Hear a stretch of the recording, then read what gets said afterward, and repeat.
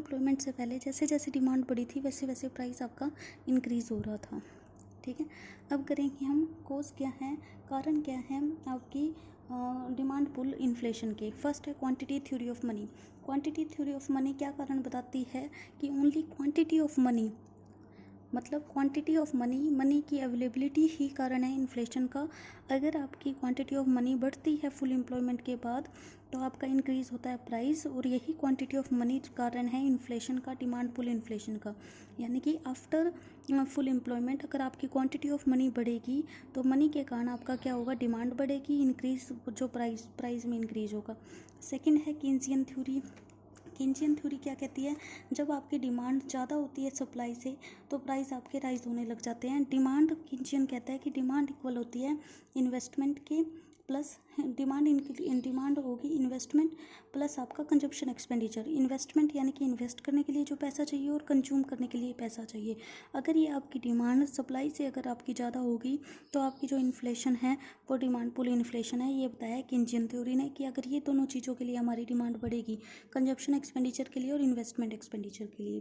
Third है modern quantity theory of money. Modern quantity theory of money क्या कहती है, अगर आपकी इंक्रीज सप्लाई ऑफ मनी अगर डिमांड से ज़्यादा है, यानी कि ये थ्योरी दी है मिल्टन फ्रीडमैन ने। उन्होंने क्या कहा, मेन काज क्या है डिमांड पुल इन्फ्लेशन का, increase in the supply of money. वही बात जो क्वांटिटी थ्योरी ऑफ मनी करती है, increase in supply of money, लेकिन उसकी डिमांड क्या है, कम। यानी कि उसकी डिमांड तो कम है, सप्लाई ऑफ मनी इंक्रीज हो रही है, वो आपका modern quantity theory of money कहती है। नेक्स्ट टॉपिक करेंगे इन्फ्लेशनरी गैप। इन्फ्लेशनरी गैप क्या होता है, इन्फ्लेशनरी गैप अगर नॉर्मल मतलब हम बात करें तो इन्फ्लेशनरी गैप का मतलब gap between total demand and supply. Demand और सप्लाई के बीच में जो गैप होता है उसको इन्फ्लेशनरी गैप बोलते हैं। जैसे कि अगर आपकी difference total income of society and monetary value of the goods and services available, यानी कि टोटल इनकम सोसाइटी की कितनी है और गुड्स और सर्विसेज कितनी वैल्यू के अवेलेबल हैं, उन दोनों का डिफरेंस आपका इन्फ्लेशनरी गैप होगा। जैसे कि मान लो सोसाइटी के पास इनकम है 1800 रुपये की, ठीक है, लेकिन मार्केट में गुड्स और सर्विसेज अवेलेबल है ओनली 1600 रुपये की, तो ये जो 200 रुपये का गैप है ये आपका क्या है, इन्फ्लेशनरी गैप है। जब लोगों के पास इनकम बढ़ती है वो तैयार हो जाते हैं उस इनकम को स्पेंड करने के लिए, तो डिमांड इंक्रीज होगी, लेकिन मार्केट में उतनी कीमत की गुड्स और सर्विसेज अवेलेबल नहीं है, तो वो गैप आपका इन्फ्लेशनरी गैप होगा। एक एग्जांपल से समझाया हुआ है, जैसे कि मान लो टोटल आपकी इनकम है, टोटल आउटपुट है मान लो 1500 करोड़, एक इकोनॉमी में टोटल आउटपुट है 1500 करोड़, जिसमें से 300 करोड़ गवर्नमेंट ने खरीद लिया। अब 1200 करोड़ के प्रोडक्ट अवेलेबल हैं लोगों के लिए, यानी कि नॉर्मल जनता के लिए अवेलेबल हैं 1200 करोड़ के। अब उन लोगों की जो इनकम है वो है 1800 करोड़ और उन्होंने 400 करोड़ के दे दिए टैक्स गवर्नमेंट को। अब उनके पास बची इनकम 1400 करोड़ की, यानी कि 1400 करोड़ अवेलेबल है इनकम, वो खर्चने के लिए तैयार हैं, जबकि गुड्स और सर्विसेज इकोनॉमी में सिर्फ 1200 करोड़ की अवेलेबल है। तो ये जो 200 करोड़ है ये आपका इन्फ्लेशनरी गैप है। इन्फ्लेशनरी गैप डिमांड और सप्लाई के बीच में गैप, जैसे कि ये आपकी सप्लाई कर्व है, ये आपकी डिमांड है, ये मान लो इनकम लेवल है OY1 फुल एम्प्लॉयमेंट पे, फुल एम्प्लॉयमेंट यानी कि इससे आगे नहीं बढ़ सकते। अब जब आपकी ये इनकम है, अब अगर आपकी डिमांड बढ़ती है तो आपकी सप्लाई इतनी रहेगी, ये सप्लाई, तो ये जो गैप है A और B, ये गैप आपका कौन सा है, इन्फ्लेशनरी गैप। यानी कि दो, जैसे डिमांड इंक्रीज होती है लेकिन सप्लाई इंक्रीज नहीं कर पा रही, तो डिमांड और सप्लाई के बीच में जो गैप है वो आपका इन्फ्लेशनरी गैप है। नेक्स्ट थ्योरी करेंगे कॉस्ट पुश इन्फ्लेशन। जैसे कि डिमांड पुल इन्फ्लेशन, जो डिमांड इंक्रीज होने से जो प्राइस इंक्रीज होता है वो आपकी डिमांड पुल इन्फ्लेशन है। इसी तरह कॉस्ट इंक्रीज होने से जो प्राइस में इंक्रीज होता है वो कॉस्ट पुश इन्फ्लेशन है। कॉस्ट क्या चीज़, कॉस्ट जैसे रॉ मटेरियल की कॉस्ट है, वेजेस की कॉस्ट है, यानी कि प्रोडक्ट को बनाने के लिए जो लागत है अगर वो बढ़ती है तो उससे जो इन्फ्लेशन, जो प्राइस इंक्रीज होगा वो आपका कॉस्ट पुश इन्फ्लेशन होगा। कॉस्ट पुश इन्फ्लेशन दे रखा है कि जब आपकी कॉस्ट, जैसे कि मान लो ये आपकी डिमांड कर्व है, ये आपकी सप्लाई कर्व है, ये इन्होंने इंटरसेक्ट किया, ये आपका आउटपुट और ये आपका प्राइस। जैसे जैसे आपकी कॉस्ट बढ़ती जाएगी, कॉस्ट बढ़ने के कारण आपकी सप्लाई कर्व ऐसे शिफ्ट हो रही है, आउटपुट कम हो रहा है, प्राइस बढ़ रहा है, फिर आउटपुट कम हो रहा है, प्राइस बढ़ रहा है, तो ये जो आपकी इन्फ्लेशन आएगी ये आपकी कॉस्ट पुश इन्फ्लेशन है। कॉस्ट पुश का मतलब आपका आउटपुट कम होता जा रहा है और आपका प्राइस बढ़ता जा रहा है क्योंकि कॉस्ट के इंक्रीज होने से, तो ये आपकी कॉस्ट पुश इन्फ्लेशन है। ठीक है, फिर कारण करेंगे causes of cost push inflation क्यों आता है? Increase in rate of wages, आपको बताया जहाँ लेबर यूनियन स्ट्रॉन्ग होते हैं वो अपने लेबर के लिए ज़्यादा वेजेस की डिमांड करते हैं और स्ट्रॉन्ग लेबर यूनियन होने के कारण उनको ज़्यादा वेजेस मिलती है।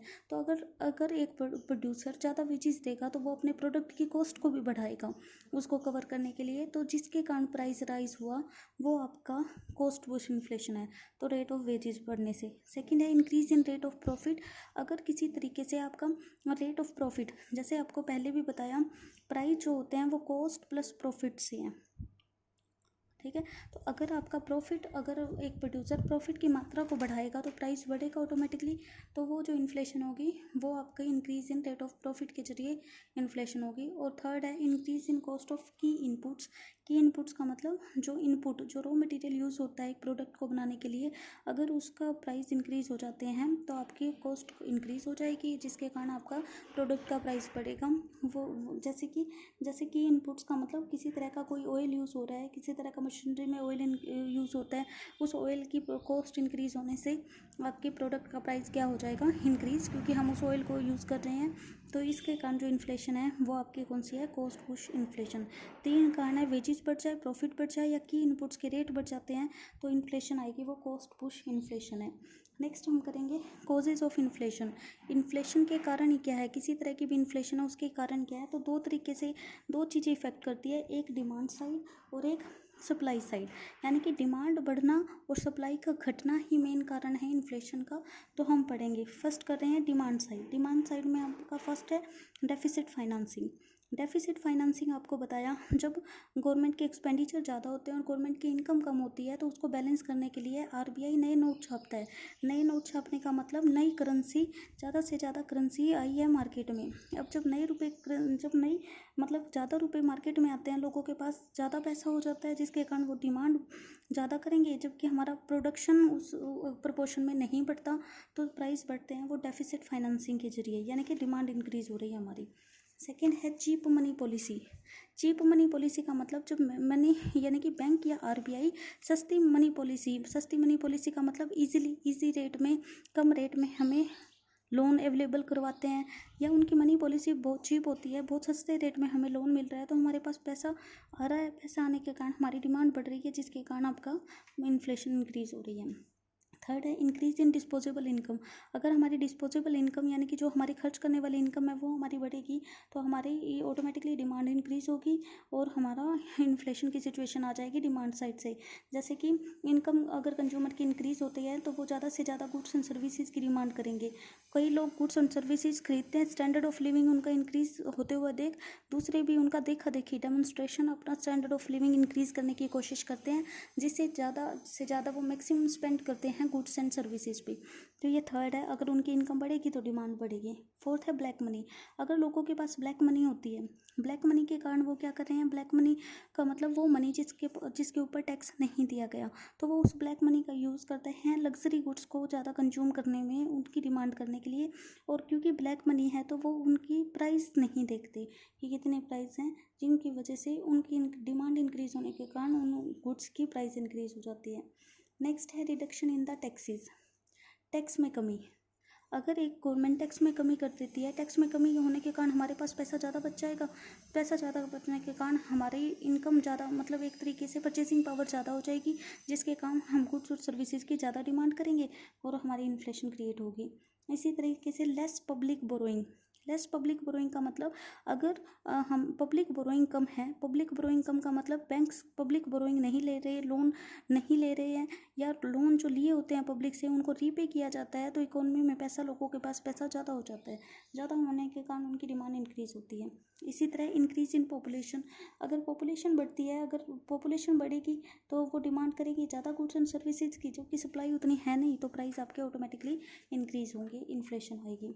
और लास्ट है इंक्रीज इन एक्सपोर्ट। अगर एक्सपोर्ट को बढ़ावा दे रहे हैं तो एक्सपोर्ट को बढ़ावा देने से देखो दो तरीके से डिमांड इन्फ्लेशन इंक्रीज़ होती है। एक तो जो एक्सपोर्टर है उनके पास इनकम ज़्यादा हो जाती है, इनकम ज़्यादा होगी क्योंकि वो एक्सपोर्ट को बेचेंगे, इनकम होने के कारण वो डिमांड करेंगे गुड्स एंड सर्विसेज की। दूसरा, हमारी कंट्री में कम सप्लाई हो जाती है उन गुड्स की जिनको उन्होंने एक्सपोर्ट कर दिया। कम गुड्स की सप्लाई होने के कारण, डिमांड ज़्यादा होने के कारण और इन्फ्लेशन क्रिएट होती है।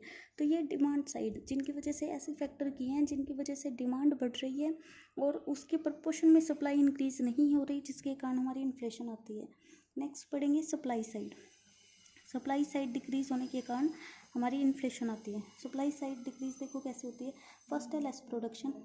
मेन तो यही है कि अगर प्रोडक्शन कम हो जाता है तो प्राइस बढ़ेगा। प्रोडक्शन कम हो रहा है, चाहे आपका इंडस्ट्रियल प्रोडक्शन चाहे आपका एग्रीकल्चर प्रोडक्शन, कम होने के कारण काफ़ी हो सकते हैं, जैसे कि इंडस्ट्री में एम्प्लॉयर और एम्प्लॉयज़ का डिस्ट्रीब्यूट हो गई, स्ट्राइक लॉकआउट किसी तरह के डिस्प्यूट हो जाते हैं। स्ट्राइक होने के कारण, तालाबंदी हड़ताल होने के कारण प्रोडक्शन नहीं हुआ तो सप्लाई कम, और सप्लाई कम होने के कारण और डिमांड ज़्यादा होने के कारण प्राइस ज़्यादा और इन्फ्लेशन। सेकंड है आर्टिफिशियल स्कैर्सिटी। आर्टिफिशियल स्कैर्सिटी का मतलब है जब आर्टिफिशियल रूप से चीज़ों की कमी कर दी जाती है, जैसे कि उनकी जमाखोरी कर ली जाती है, तो उनकी सप्लाई मार्केट में रहेगी नहीं, डिमांड ज़्यादा होने के कारण इन्फ्लेशन। थर्ड है taxation policy of the government. Taxation policy, अगर गवर्नमेंट प्रोडक्शन पे किसी तरह की एक्साइज ड्यूटी लगाती है, प्रोडक्शन करने पर अगर आपके ऊपर टैक्स लग रहा है ज़्यादा, सेल्स करने पे सेल्स टैक्स लग रहा है, तो उन टैक्स के कारण लोग ज़्यादा प्रोडक्शन नहीं करेंगे, जिसके कारण सप्लाई इकोनॉमी में कम होगी। नेक्स्ट है शॉर्टेज ऑफ फूड ग्रेन। अगर किसी तरीके से फूड ग्रेन शॉर्टेज हो जाती है, जैसे कि नॉर्मली फूड ग्रेन मतलब दाल चावल, इनमें किसी तरह की शॉर्टेज होगी तो उनके प्राइसेस ज़्यादा हो जाएंगे। प्राइस ज़्यादा होने के कारण इन्फ्लेशन। अब इनमें शॉर्टेज क्यों होगी? क्योंकि एग्रीकल्चर गुड्स हैं तो जो ज़्यादा मौसम पे डिपेंड है, तो किसी वक्त मानसून के कारण या ख़राब मौसम के कारण अगर वो फसल नहीं हो पाती तो उनकी कमी हो जाती है, जिनके कारण इन्फ्लेशन क्रिएट होती है। नेक्स्ट है इंडस्ट्रियल डिस्प्यूट। हमने पढ़ा तालाबंदी लॉकआउट के कारण, इंडस्ट्रियल डिस्प्यूट के कारण प्रोडक्शन आपका इंक्रीज नहीं हो पाता, जिसके कारण इन्फ्लेशन आती है। नेक्स्ट है लैक ऑफ रॉ मटेरियल। अगर एक प्रोड्यूसर को रॉ मटेरियल अवेलेबल नहीं होता, ना ही उसको कोई फ्यूचर में होप है कि रॉ मटेरियल होगा मिलेगा, तो वो क्या करेगा, अपने प्राइसेस हाई कर देगा प्रोडक्ट के, तो इन्फ्लेशन क्रिएट होगी। नेक्स्ट है नेचुरल कैलामिटीज़। नेचुरल कैलामिटी का मतलब प्राकृतिक आपदा अगर किसी तरह की कोई आती है, जैसे कि किसी वर्ष सूखा हो जाता है, सूखा होने के कारण किसी वर्ष क्लाइमेट में किसी तरह का चेंज, सूखा बाढ़ आने के कारण प्रोडक्ट मतलब कि प्राइस इंक्रीज हो जाते हैं, मेनली एग्रीकल्चर प्रोडक्ट के। ठीक है। नेक्स्ट है वॉर टाइम। आपको बताया वॉर टाइम इन्फ्लेशन में क्या होता है। वॉर टाइम इन्फ्लेशन में गवर्नमेंट मोस्टली जो स्कार्स रिसोर्सेज हैं उनका यूज़ करती है मिलिट्री प्रोडक्ट बनाने के लिए, इसलिए आम लोगों के लिए प्रोडक्ट बनाने के लिए रिसोर्सेज कम रह जाते हैं, जिनसे उनका प्रोडक्शन कम हो जाता है। प्रोडक्शन कम का मतलब आपकी सप्लाई कम हो जाती है। इसी तरह industrial policy of the government की इंडस्ट्रियल पॉलिसी क्या कहती है। अगर गवर्नमेंट की इंडस्ट्रियल पॉलिसी स्ट्रिक्ट है, स्ट्रिक्ट का मतलब अगर आप कोई इंडस्ट्री लगा रहे हैं और उसको आप पे बहुत ज़्यादा कंट्रोल किया जा रहा है, तो इंडस्ट्री को डिस्करेज कर रहे हैं। अगर इंडस्ट्री नहीं लगेगी तो प्रोडक्शन आपका कम होगा, मतलब आपकी सप्लाई कम होगी। ठीक है। इसी तरीके से काफ़ी सारे ये कारण हैं जो आपकी सप्लाई को कम कर रहे हैं। तो सप्लाई कम होती है, डिमांड इंक्रीज होती है, तो वो कारण होता है इन्फ्लेशन इंक्रीज होने का। और नेक्स्ट टॉपिक हम बाद में करेंगे, इफ़ेक्ट्स ऑफ इन्फ्लेशन।